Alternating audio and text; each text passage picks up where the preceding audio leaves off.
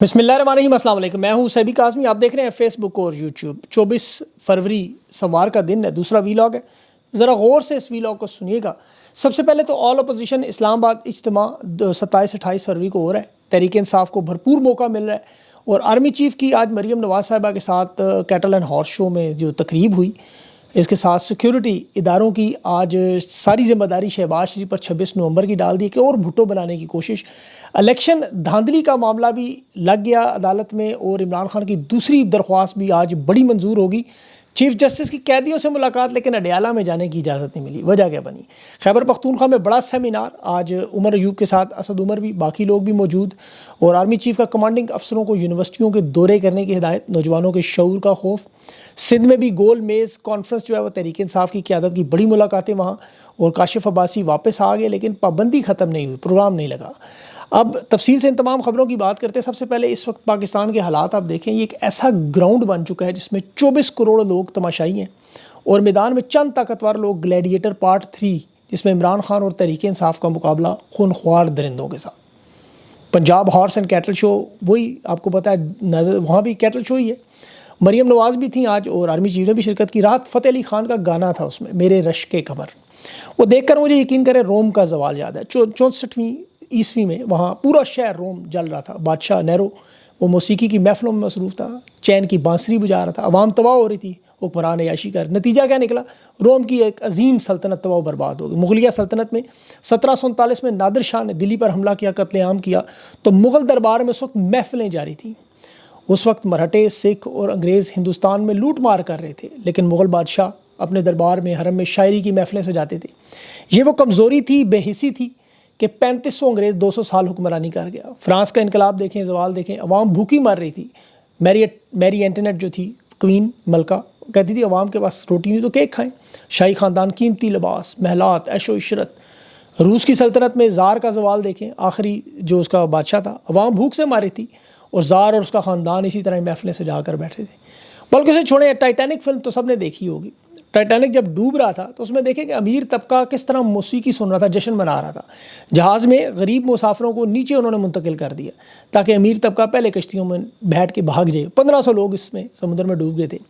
پاکستان کا حالیہ بحران اس وقت یہ ہے کہ 1500 سے زیادہ سیکورٹی اہلکار شہید ہوئے ہیں۔ بلوچستان میں فوج کا کنٹرول ختم ہو چکا ہے۔ طالبان جو ہیں وہ سرعام گھوم رہے ہیں۔ لال مسجد گروپ دھمکیاں بھی دے رہا ہے سیدھی سیدھی۔ امن و امان کے اعتبار سے ایک دن پنجابی شہید ہوتے ہیں، ایک دن بلوچ شہید ہوتے ہیں، ایک دن پختون شہید ہوتے ہیں، اور یہاں مریم نواز صاحبہ ہارس اینڈ کیٹل شو۔ اور غربت کا یہ عالم ہے کہ 2 کروڑ سے زیادہ لوگ غربت کی لکیر سے نیچے جا چکے ہیں۔ دنیا کا سستا ترین ملک ہونے کے باوجود پاکستان میں 2 وقت کی روٹی کھانا مشکل ہو گیا۔ ملکی خزانہ بالکل خالی ہے۔ امپورٹ کے بل ادا کرنے کے بعد سعودی عرب امارات اور چین کے پیسے نکالیں تو پیچھے $500 ملین بھی اپنے نہیں ہیں۔ دنیا کی کمپنیاں پاکستان چھوڑ کے جا رہی ہیں۔ 8000 کمپنیاں صرف دبئی میں رجسٹرڈ ہوگی سال۔ SIFC کے نام پہ جو فنڈ بنایا، 50 سال میں سب سے زیادہ زوال۔ ہمارے اثاثے پاکستان کے کوڑیوں کے بھاؤ دنیا کو بیچے جا رہے ہیں۔ ایئرپورٹ، موٹر وے، پاکستان کے سفارت خانے یہ گروی پڑے ہوئے ہیں۔ دنیا کا کوئی ملک قرضہ دینے پہ تیار نہیں۔ شہباز شریف اپنے منہ سے کل تسلیم کر رہا تھا کہ مسلمان حکمرانوں سے دیکھتے ہی کہتے ہیں بھکاری آ گیا۔ وزیر خزانہ اپنے منہ سے اقرار کر رہا ہے کہ ملک کے طور پر ہماری ساکھ ختم ہو چکی ہے۔ کرکٹ میں جو حال ہو وہ آپ کے سامنے۔ ہر ادارہ زوال کا شکار، لیکن حکمران طبقہ، اور وہ بھی ناجائز حکمران، زبردستی سے مینڈیٹ چھین کر بیٹھنے والے۔ میرے رشک کمر چیک کریں، کمرہ بنا ہوا پورا، لیکن خود نمائی، عیاشی، پلاسٹک، میک اپ۔ اب یہ بارش میں جس طرح وہ گرین سڑک والا حال ہوا، یقین کریں منہ دھو کر بیٹھیں، ساری کلئی کھل جائے۔ 1971 میں جب مشرقی پاکستان کا سقوط ہوا، ہمارا ایک بازو الگ ہوا۔ بریگیڈیئر صدیق سالک صاحب کی کتاب پڑھیں، مشرقی پاکستان، جس میں اس نے کہا میں نے ڈھاکہ ڈوبتے دیکھا۔ اس میں وہ لکھتا ہے کہ اس وقت فوج ہتھیار ڈالنے کے قریب تھی، لیکن یحییٰ خان اس کے قریبی حلقے جنرل رانی کے ساتھ جب ملک جل رہا تھا، وہ اسلام آباد میں جشن کی محفلیں جاری تھیں۔ معروف صحافی ہیں حمید اختر صاحب، ان کی کتاب ہے جنرل یحییٰ کی عیاشی پر، بڑے مضامین لکھے ہیں۔ اس میں اس نے کہا کہ ڈھاکہ میں جب یحییٰ خان اور جنرل رانی اعلیٰ حکام کے ساتھ محفلیں لگا کر بیٹھے تھے، جب فوجی میدان میں شکست ہو رہی تھی، شہادتیں ہو رہی تھیں وہاں۔ عباس عطر صاحب نے بھی لکھا، ان کی رپورٹ پڑھیں۔ آخری رات تک یحییٰ خان اقتدار سے چمٹا رہا اور عیش و عشرت میں ڈوبا رہا۔ کرنل اشفاق حسین کی کتاب ہے، وہ پڑھیں کہ اس وقت بھی یحییٰ خان کے ارد جو بیوروکریٹ تھے، جو اداکارائیں تھیں، وہ کس طرح کیا کرتے تھے، اور اس کے خوش آمدی سے بے خبر رکھنے کے لیے ہر وقت خاموش۔ اور نتیجہ کیا؟ شراب اور کباب کی مستی میں پاکستان 2 ٹکڑوں میں بٹ گیا۔ یہ زوال ہے۔ سقوط ڈھاکہ 16 دسمبر کو ہوا تھا، پوری دنیا میں بے عزتی ہو رہی تھی، لیکن 17 دسمبر 1971 کو پشاور کے شراب خانے، کلب اور ہوٹل میں معمول سے زیادہ رش تھی. ایک جشن تھا ان لوگوں کا. انہیں جنگ سے کوئی فرق نہیں پڑا. جام پہ جام ٹکرائے جا رہے تھے اور پاکستان کا ایک بازو پورا الگ ہو گیا. 5 لاکھ لوگ شہید ہو گئے. یہ نشے میں مست. یہ اس وقت کے جرنیل، ان سے پوچھا گیا کسی نے کہ آپ کر کیا رہے ہیں بھائی؟ کہتے ہیں ہم صدمے کو بھلانے کے لیے شراب میں ڈبو رہے ہیں خود. اس وقت کی جو ایئر فورس تھی، آرمی تھی، سول بیوروکریسی تھی، سارے بڑے بڑے افسران محفلوں کا حصہ تھے. باہر عوام دھاڑے مار مار کے رو رہی تھی. نوجوان چیخیں مار مار کے رو رہے تھے فوج نے ہتھیار کیوں ڈالے. پشاور کے کالجز میں، لاہور میں، تاریخ پڑھیں، میں نے آپ کو نام بتایا، کالج یونیورسٹی میں رد عمل آ رہا تھا. یحییٰ خان کا استعفے کا مطالبہ تھا، لیکن انہیں کوئی فرق نہیں پڑا. اندر بدستور محفلوں میں مصروف. اتنا بڑا قومی سانحہ ہو. یہ چیز ثابت کرتی ہے کہ یہ جو طاقتور طبقہ ہے زبردستی کا، انہیں عوام کے درد سے کوئی تعلق نہیں. یہ بے حسی آج بھی جاری ہے اور یہ خطرناک اور افسوسناک معاملہ ہے کہ خدا نہ خواستہ یہ تاریخ دوبارہ نہ دہرا دے. کیونکہ لوگ پوچھتے ہیں کہ پاکستان میں کا صوبہ صرف ایک پنجاب کا ہے جہاں آرمی چیف مریم نواز صاحبہ کے ساتھ شرکت کرتے ہیں؟ کیا باقی صوبے کے وزیر اعلیٰ خیبر پختونخوا کا گنڈا پور نہیں ہے، سندھ کا مراد شاہ نہیں ہے، بلوچستان کا سرفراز بگٹی نہیں ہے، ان کے ساتھ نہیں ملتے؟ کیا وہاں وہ صوبے ہندوستان کے ہیں؟ ہزاروں لوگ اس وقت جیلوں میں ہیں، ہزاروں لوگ، یقین کریں، بے گناہ. وجہ کیا ہے؟ پرامن جلوس نکالا اپنے حق کے لیے. وہ روز نظر آتی ہیں تصویریں. ہزاروں لوگوں کا کاروبار تباہ، ہزاروں لوگوں کے گھر تباہ، صرف اس وجہ سے کہ وہ عوامی مینڈیٹ جو چھینا اس پہ احتجاج کرتے ہیں. پاکستان کا مقبول ترین رہنما بے گناہ اس وقت 570 دن ہو گئے ہیں جیل میں. اکثریت کو اقلیت میں بدل کر جو لوگ لائے ان کی پرفارمنس اور نااہلیت بھی دیکھ لیں. وہ میں آپ کو بتاتا ہوں تاکہ آپ کو یہ یاد رہیں باتیں. جس نااہل بندے کے ہاتھ میں اس طرح آ گیا ہے. اب مریم نواز کا تو میں نے بتایا آپ کو، شہباز شریف کا بھی سن لیں. یہ مسلسل ایک ہی کام، غیر ملکی دورے. بندہ پوچھے اب تک جو دورے کیے ہیں، پاکستان کا خزانہ استعمال ہو رہا ہے یا بچ رہے ہیں پیسے؟ آذربائیجان کا صدر ابھی پاکستان سے ہو کے گیا، جس کے ساتھ یہ گلے بھی لگ رہا تھا، چپک بھی رہا تھا. پوچھیں کیا فائدہ دے کے گیا کہ اسے ملنے پیچھے دوبارہ چلے گئے؟ کون سے ایسے معاہدے ہوئے؟ پاکستان کو کیا فائدہ ہوا اس میں؟ یہ نواز شریف جب اقتدار میں تھا تو اس 3 سال میں ہمیشہ تاریخ کے سب سے زیادہ دورے اس نے باہر کے کیے. وہ رہتے ہی لندن تھا. 2022 میں خان کی حکومت گرائی گئی. اب آپ شہباز شریف کے صرف 2022 سے 2023 میں ایک سال میں 25 غیر ملکی دورے ہیں، اور ابھی کو 30 کے قریب 2024 میں. 2022-23 میں ان دوروں کی تفصیل نکالیں. 1.5 ارب اس نے اس وقت خرچ کر دیا. اور کہاں؟ متحدہ عرب امارات، سعودی عرب، قازقستان، امریکہ، مصر، سوئٹزرلینڈ، ایران، فرانس، ان جہاں پہنچ گئے. تو پوچھے حاصل کیا ہوا بھائی؟ کوئی تجارتی تعلقات مضبوط، کوئی بڑا منصوبہ، کوئی فیکٹریاں، کوئی بھیک ملی ہو، کوئی امداد ملی ہو، کوئی قرضہ ملا ہو؟ نہیں. مریم نواز کی جیسے کرکٹ کی ویڈیو لگا دی، اس میں وہ مریم کو کہتے ہیں کرکٹ میں بھیجیں. عظمیٰ بخاری صاحبہ کہتی ہیں ایک ہی مریم ہے، کہاں کہاں بھیجیں اسے؟ بات تو ویسے صحیح کہتی ہیں، انہوں نے صحیح جگہ چنی، وہاں بھیجا اور سب کچھ کروا لیا. انہوں نے خود کہا تھا مجھے وہ راستہ آتا ہے. اب آپ اس کے شہباز شریف کے دوروں کو ذرا نریندرا مودی کے ساتھ کمپیئر کریں. 3 سال میں اس نے غیر ملکی دورے جو کیے ہیں، G7 کی کانفرنس، اوکس کے اتحاد میں، امریکہ، فرانس، عرب امارات، اس کے 14 کے قریب معاف کیجیے گا ٹوٹل دورے ہیں. روس اور چین کے ساتھ اس نے اتحاد بنایا. G7 G20 کے ساتھ چین کے بیلٹ روڈ کو کاؤنٹر کرنے کے لیے 1.7 کھرب کا منصوبہ جاپان، امریکہ، جرمنی اور برطانیہ کے ساتھ. اس میں آپ دیکھیں اکنامک کوریڈور جو انہوں نے بنایا، بلو ڈاٹ نیٹ ورک بنایا، partner for global infrastructure and development کے نام سے منصوبے. ایشیا افریقہ کو جوڑنے کے لیے ایشیا افریقہ گروتھ کوریڈور بنا دیا کہ صرف میڈ ان انڈیا کو پوری دنیا میں مصنوعات کو پھیلانا ہے، مینوفیکچرنگ کو، انفراسٹرکچر کو فروغ دینا ہے. اور بھارت کی جو اقتصادی ترقی ہے اس کے لیے ان کی خطے میں پوزیشن کو مستحکم کر لیا انہوں نے.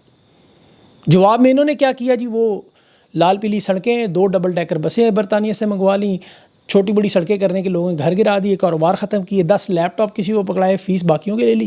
اور جتنے منصوبے نون لیگ کے آپ دیکھ لیں، آشیانہ، صاف پینے کا پانی ہو، نندی پور ہو، قائد اعظم سولر ہو، جتنے منصوبے اٹھا کے دے، ریکارڈ سارے جل گئے میٹرو سمیت. گوگل پہ پڑھ لیں آپ، ان منصوبوں کے ریکارڈ کو آگ لگ جاتی ہے تاکہ کوئی دوبارہ انویسٹیگیشن نہ کرے. انویسٹیگیشن کرنی کس نے؟ جن کو حصہ ملتا ہے. اب مریم نواز صاحبہ اس وقت ثابت کر رہی ہیں وہ ضیاء الحق کی پوتی ہیں حقیقت میں، کیونکہ ضیاء الحق کو نواز شریف کا روحانی باپ کہا جاتا ہے. یہ خود بلاول کے الفاظ ہیں. اس اعتبار سے ان کی پوتی ہیں. پنجاب میں مارشل لا لگا ہوا بالکل. لوگ ایک طرف چار دیواری کا تحفظ کرتے ہیں، اپنے گھر کے اندر لوگوں کو اکٹھا کر کے سیاسی بات نہیں کر سکتے. منڈی بہاؤدین پنڈی سے انہوں نے کتنے متعدد کارکن اٹھا لیے، توڑ پھوڑ کے گھروں کی الگ کی. ان کی سیاسی پرورش ضیاء الحق انداز میں، آج انہیں زبردستی کی طاقت ملی ہے وہ دکھا رہی ہیں. اب اس کے برعکس آپ کے پی کی پرفارمنس چیک کر لیں 1 سال کی، اٹھا کے دیکھ لیں سارا. یہ کہ ایک تو IMF جو ان سب کی کارکردگی مانیٹر کرتا ہے، جو ٹارگٹ دیتا ہے، خیبر پختونخوا کے خزانے میں $178 ارب فالتو کے پڑے ہوئے، 3 مہینے کی تنخواہیں ایڈوانس میں رکھ کے بیٹھے ہوئے ہیں. اور پنجاب ڈیفالٹ کی طرف، سندھ ڈیفالٹ کی طرف ہے، بجلی میں کر چکے ہیں۔ کے پی کے زیر تمام آج NFC کا ایک سیمینار ہوا، وہ ڈائلاگ تھا، اس میں نومبر اقتصادی معاشی ماہرین بھی آئے ہوئے تھے، سابق وزرائے خزانہ بھی تھے، بین الاقوامی تنظیموں کے نمائندے تھے، شبر زیدی تھا، کیسر بنگالی تھا، حسن خاور تھا، اسد عمر تھے، ڈاکٹر ایک اور ان کا نام ذہن سے نکل گیا، علی مین گنڈا پور بھی مہمان خصوصی تھا۔ بات اس میں کیا ہوئی؟ وہی جو میں نے ابھی آپ کو بتائی کہ حالات ایسے ہیں کہ ملک دو لخت جن وجوہات کی بنا پہ ہو وہ ہمیں سبق سیکھنا ہے۔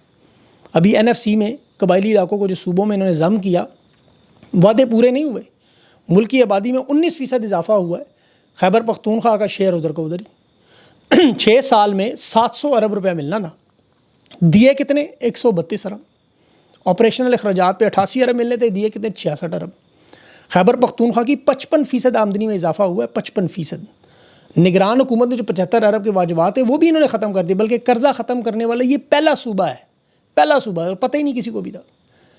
اب تو وہ سپریم کورٹ جا رہے اپنے حق کے لیے، لیکن یہاں اب معاشی ماہرین کہہ رہے ہیں کہ عوام کے پاس سڑکوں پہ نکلنے کے علاوہ اور کوئی حل نہیں ہے۔ یہ معیشت کے ماہر کہہ رہے ہیں، سیاسی رہنما تو کہیں تو چلیں وہ سمجھ آتی ہے، لیکن معاشی ماہرین آپ کو سمجھا رہے ہیں۔ اور دکھ اور کرب کی یہ بات ہے کہ لوگ یہاں تک کہنے پہ مجبور ہیں کہ اچھا ہوا بنگلہ دیش الگ، ورنہ وہ بھی اس نہج پہ پہنچ جاتے۔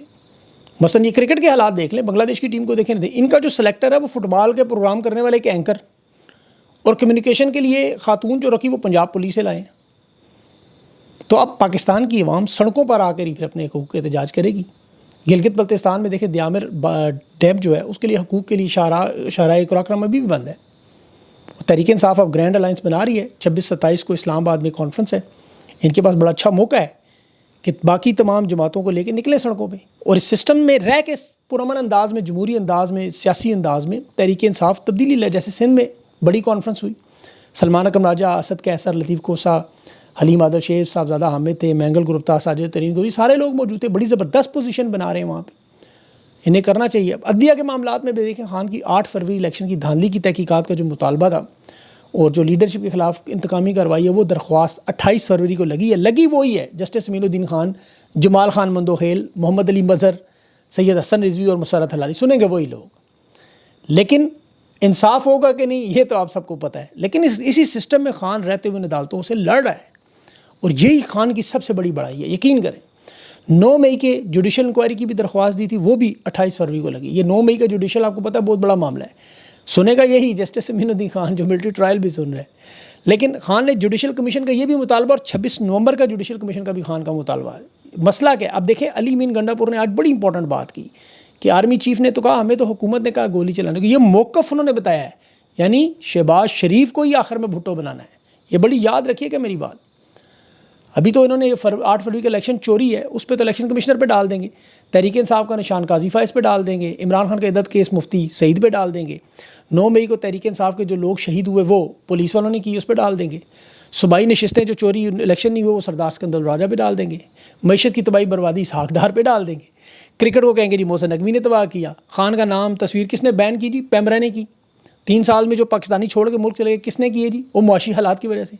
مغربی سرحدوں کا ذمہ دار افغانستان ہوگا، ایرانی اسمگلنگ ٹرک ڈرائیور کر رہے ہوں گے، بلوچستان جو ہے وہ خیبر پختونخوا دہشت گردی، ان کی قسمت ایسی ہے، اس پہ بس قسمت اللہ کی طرف سے۔